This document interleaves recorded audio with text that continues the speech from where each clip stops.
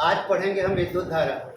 General properties of matter के अंतर्गत लंबाई, द्रव्यमान और समय के बारे में पढ़ते थे। और वो अपना चैप्टर था मोशन, गति। और गति के बारे में पढ़ते पढ़ते गति के भिन्न समीकरण पढ़े, संबंधित 2-4 गणित बताए और बहुत सारा गणित अभी बताना है। क्लियर? फिर भी उसी फंडामेंटल क्वांटिटी मूल राशि के अंतर्गत एक भौतिक राशि होता है जिसे कहते हैं विद्युत धारा। जो 7 फंडामेंटल क्वांटिटी होता है ना, उसी से पूरा भौतिक बनता है। लंबाई और द्रव्यमान समय जो है ना, उसी के अंतर्गत द्रव्य के सामान्य गुण बोला जाता है। और उसी का केवल हीट पढ़ते हैं ना, पढ़ते हैं ताप, वो केवल उष्मा के अंतर्गत पढ़ते हैं। समझ में आ गया? और क्या पढ़ते हैं, है ना, विद्युत धारा पढ़ते हैं, इसको इलेक्ट्रिक के अंतर्गत पढ़ते हैं। तो अलग अलग भागों में बांट दिया गया है। आज केवल मैं विद्युत धारा के बारे में बता रहा हूँ। प्राय सबको पता है विद्युत धारा क्या है। तो विद्युत धारा क्या है तो पता है, लेकिन भौतिक के आधार पर उनका व्याख्या समझ में नहीं आता। जैसे जनरल प्रॉपर्टी मैटर में जब हम पढ़ते हैं तो भार और द्रव्यमान में अलग कर पाना संभव नहीं होता। किसी से यदि पूछा जाता है कि भार क्या है तो अपना क्या बता देता है, द्रव्यमान को बता देता है, जबकि भार और द्रव्यमान में क्या होता है, बहुत अंतर होता है। ठीक है? ताप और उष्मा के बारे में क्या अंतर बता पाना संभव नहीं होता, और सामान्य भाषा में ताप और उष्मा को एक ही समझने लगते हैं। क्लियर है? उसी प्रकार जब हम विद्युत धारा पढ़ते हैं तो विद्युत धारा को पढ़ना तो शुरू कर देते हैं, लेकिन ये समझ पाना मुश्किल होता है कि आवेश क्या है। और बोलते हैं कि विद्युत धारा प्रवाहित होता है। आवेश प्रवाह की दर को विद्युत धारा कहते हैं। आवेश प्रवाह की दर को क्या कहते हैं? विद्युत धारा। आवेश प्रवाहित होता है। अब बोलते हैं कि विद्युत धारा का प्रवाह, वो समय के आधार पे आवेश क्या होता है, एक स्थान से दूसरे स्थान तक गति करने लगता है। और इसी में भ्रम पैदा हो जाता है कि विद्युत धारा अदिश राशि है या सदिश राशि। भ्रम हो जाता है इसमें, विद्युत धारा अदिश राशि है या सदिश राशि, जबकि पहले से कंफर्म कर दिया गया है कि विद्युत धारा कौन सी राशि है, अदिश राशि है। समझ में आ गया? तो ये विद्युत धारा की दिशा के आधार पर भ्रम में पड़ जाते हैं ऐसा। लेकिन होता क्या है, विद्युत धारा का जो परिभाषा होता है वो कहलाता है आवेश प्रवाह की दर को विद्युत धारा। क्या कहलाता है? विद्युत धारा, विद्युत धारा बराबर आवेश बटा समय। विद्युत धारा बराबर क्या होता है? आवेश बराबर समय। I इक्वल टू क्या होता है? Q/T। और इसी बहाने जानने का अवसर मिला कि Q क्या कहलाता है? चार्ज या आवेश कहलाता है। और आवेश का मात्रक क्या होता है? कूलाम होता है। और समय का मात्रक क्या होता है? सेकंड होता है। और कूलाम बटे सेकंड बराबर क्या होता है? एम्पियर होता है। ये विद्युत धारा का मात्रक। तो इसका एकदम बेसिक है कि अपने को पता चला कि I इक्वल टू Q/T। ठीक, तो यहाँ तक पता चला कि विद्युत धारा एक अदिश राशि है, इसका मात्रक क्या होता है? एम्पियर होता है। छोटा मोटा यदि गणित दिया जाए तो इससे बन जाता है। क्लियर? अब विद्युत धारा का प्रवाह, जो आवेश का दिशा का निर्धारण किससे होता है? विभव से होता है। किससे होता है? विभव से होता है। समझ में आ गया? ये आवेश कहाँ, कौन से दिशा में गति करेगा, इसका निर्धारण विभव करता है। क्योंकि आवेश का जो प्रवाह होता है कहाँ होता है? अधिक विभव वाले से कम विभव वाले की ओर आवेश का क्या होता है? प्रवाह होने लगता है। ठीक, और आवेश को एक सिरे से दूसरे सिरे तक ले जाने के लिए क्या करना पड़ता है? V equal to W/Q। क्या करना पड़ता है? कार्य करना पड़ता है। समझ में आ गया? ये विभव के बारे में। अब यहाँ पे मैं इसी बेसिक में फिर लौट रहा हूँ, और जैसे जैसे यदि इसके लायक वहाँ पे आएगा, अन्यत्र आके यहाँ पे जोड़ूंगा। क्लियर है? घरेलू परिपथ में जो विद्युत धारा की जो मात्रा होती है वो 5 एम्पियर की होती है। घरेलू परिपथ में जो विद्युत धारा जो प्रवाहित होता है उसकी कैपेसिटी कितनी होती है? 5 एम्पियर की होती है। इसलिए हम जब भी दुकान जाते हैं ना तो क्या करते बताए ना, हम तार खरीद के ले आते हैं।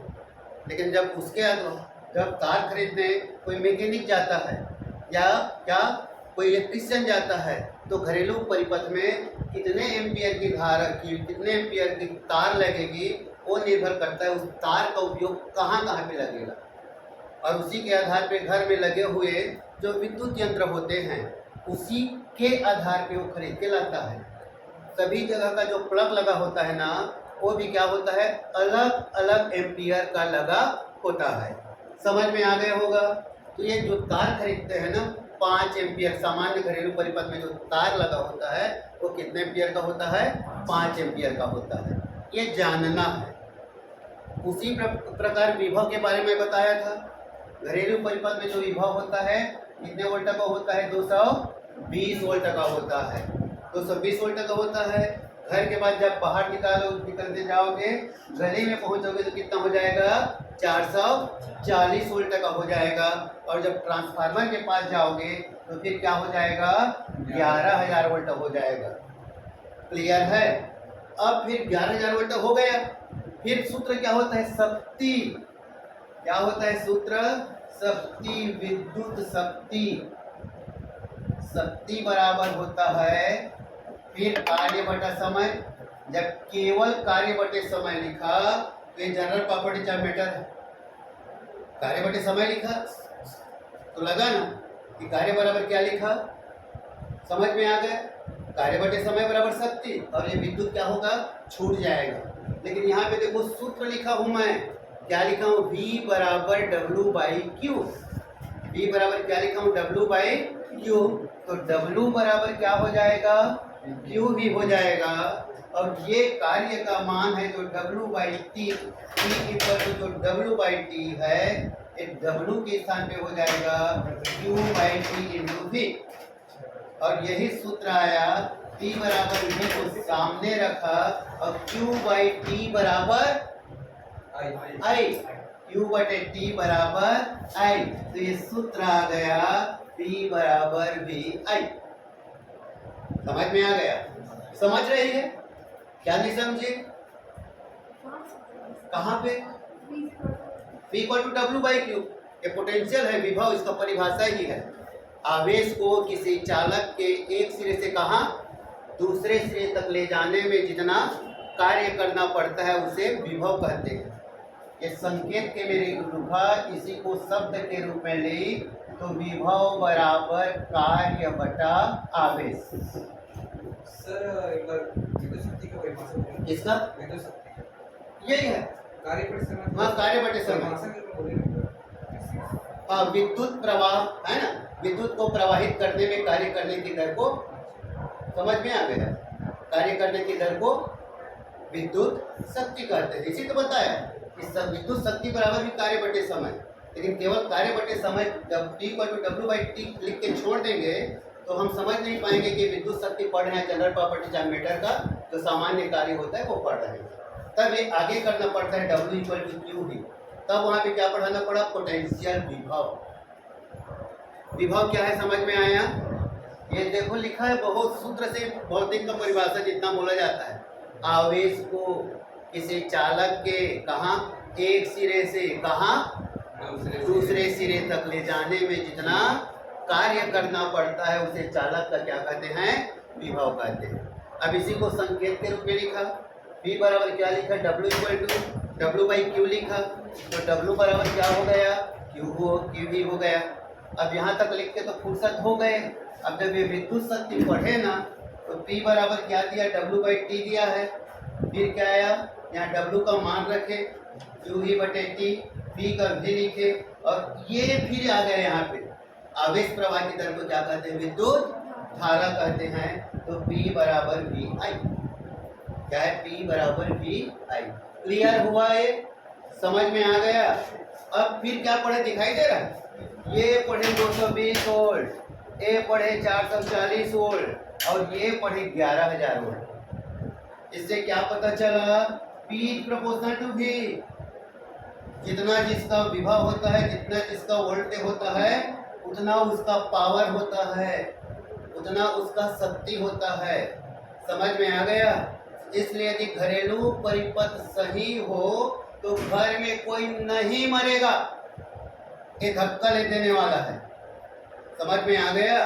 घरेलू परिपथ यदि सही है तो घर में कोई नहीं मरेगा, समझ में आ गया। और घर के बाद यदि गली में पहुंच गया तो 440 वोल्ट होता है, वो हाथ पैर तोड़ने वाला है। और ट्रांसफार्मर के पास जाओगे तो वहाँ पे तो खोपड़ी बना है, जो बनाए खोपड़ी समझ में आ गया। 11,000 वोल्ट है और यहाँ पे अपने पास फार्मूला आया कि P प्रोपोर्शनल टू V, जितना जिसका वोल्टेज होता है उतना उसकी शक्ति होती है। P प्रोपोर्शनल टू V, जितना उसका वोल्टेज उतना ज्यादा क्या होता है उसका शक्ति, और उसी के आधार पे वो कार्य करने लगता है। तो बोलोगे ना घर में तो मर जाते हैं, तो मरने का कारण क्या है पता है? डायरेक्ट 60% लोग भूख लगाते हैं, तो जिस घर में 220 वोल्ट चाहिए वहाँ पे कितना पहुँच जाता है? 440 वोल्ट पहुँच जाता है। ये कारण है। और कारण क्या है? कई लोगों का जो अर्थिंग होता है ना, जो प्लस करंट को क्या करता है? कवर करता है, नियंत्रित करता है। कई घर का जो अर्थिंग है ना, बाहर निकल के डांस करते रहता है, हिलते रहता है। ये कारण है। देखते हैं जब भी हम कोई नया ऑपरेटर्स खरीद के लाते हैं, है ना, जैसे प्रेस लाए, कूलर लाए, तो जब खरीद के लाते हैं तो उसका जो प्लग होता है ऐसा होता है, देखे ना, ऐसा होता है। 6 माह के बाद एक पैर उसका टूट जाता है और ऐसा हो जाता है। समझ में आ गया? ये है मरने का कारण। समझ में आ गया? यदि घरेलू परिपथ हो तो। अब और क्या कारण है उसका? घरेलू परिपथ किस में जुड़े होते हैं? समांतर क्रम में जुड़े होते हैं। घरेलू परिपथ होता है ना, वो कौन से क्रम में जुड़े होते हैं? समांतर क्रम में जुड़े होते हैं।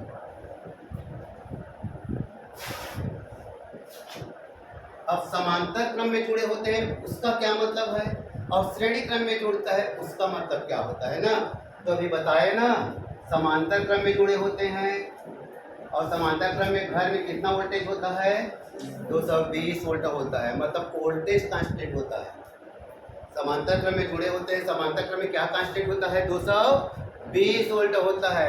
किसी भी होल्डर में डालोगे वो तो उसको 220 वोल्ट ही मिलेगा, लेकिन कितना प्रकाश देगा उसके शक्ति के ऊपर डिपेंड करता है, वोल्ट के ऊपर डिपेंड नहीं करता। यदि 40 वाट का है तो 40 वाट जैसा प्रकाश देगा, 100 वाट का है तो 100 वाट का, होल्डर वही है। कहीं पे लगाओगे सबको मिलेगा कितना? 220 वोल्ट मिलेगा। Voltage V equal to constant. समांतर क्रम में वोल्टेज क्या होता है? कांस्टेंट होता है। बंटवारा किसका होता है? धारा का होता है। सर वोल्टेज से ज्यादा शक्ति नहीं हो सकता। हाँ, वोल्टेज से ज्यादा शक्ति नहीं हो सकता। वोल्टेज से ज्यादा शक्ति मतलब जैसे 20 वाट के आई के ऊपर डिपेंड करेगा। P इक्वल टू, यहाँ पे लिखा है ना, P इक्वल टू VI।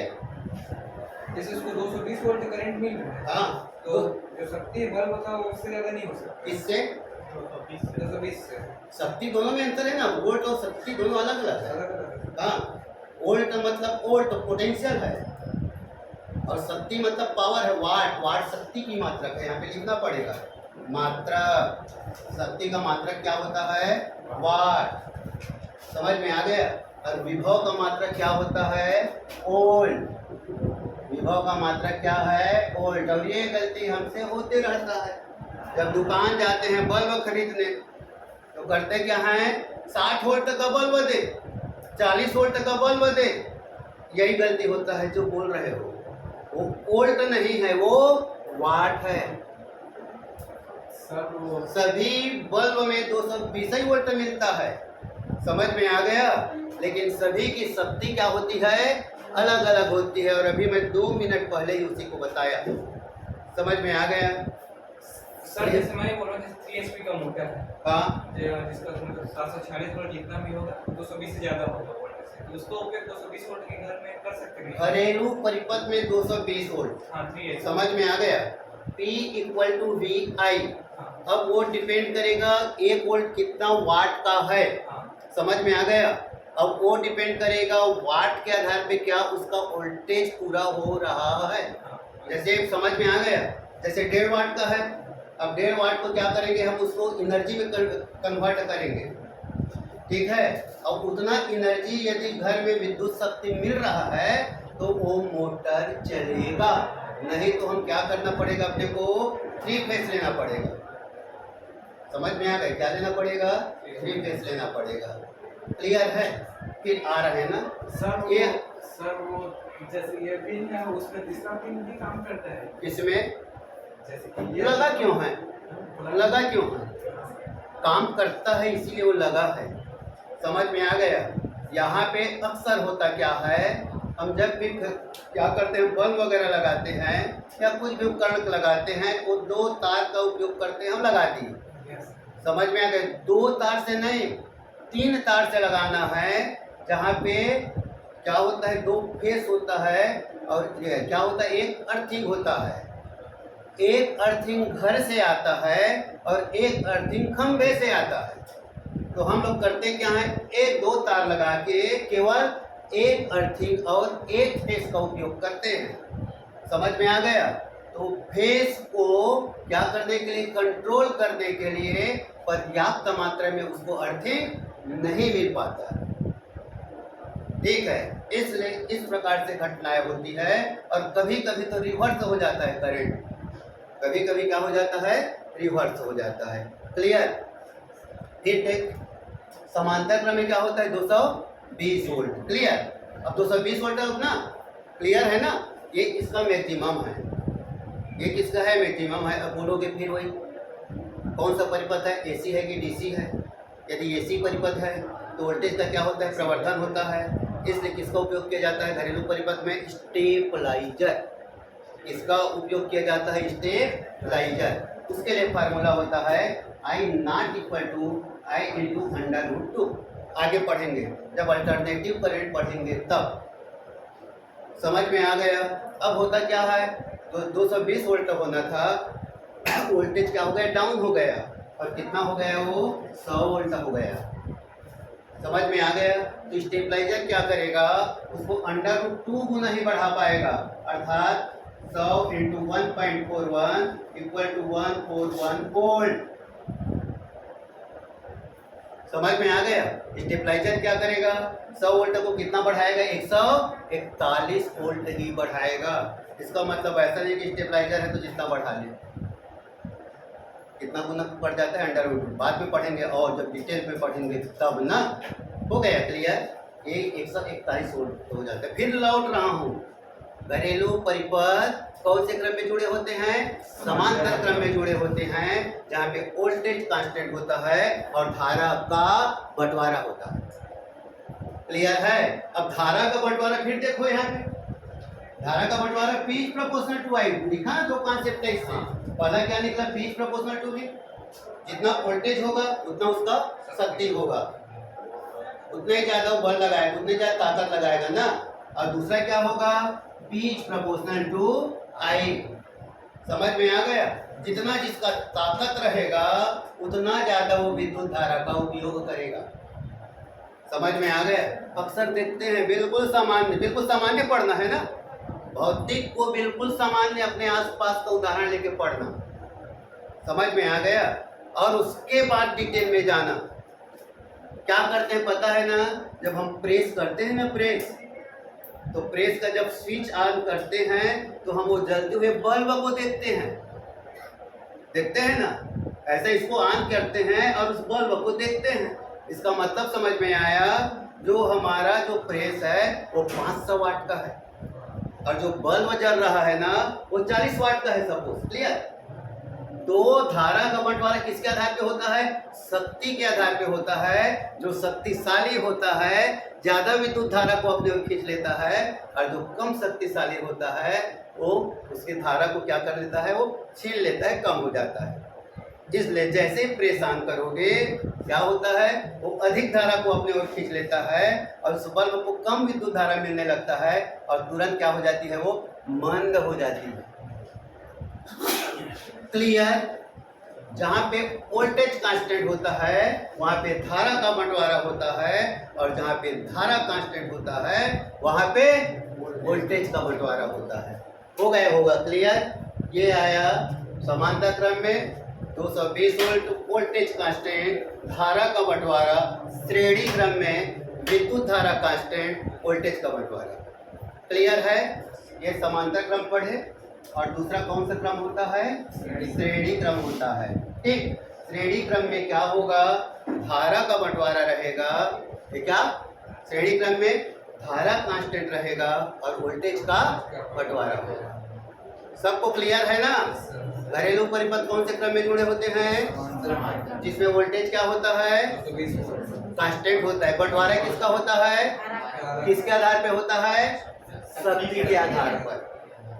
हो गया, श्रेणी क्रम में समझ में आ गया। क्या कांस्टेंट होता है, धारा कांस्टेंट होता है। बंटवारा किसका होता है, वोल्टेज का। हो गया क्लियर, ठीक, बस यही तक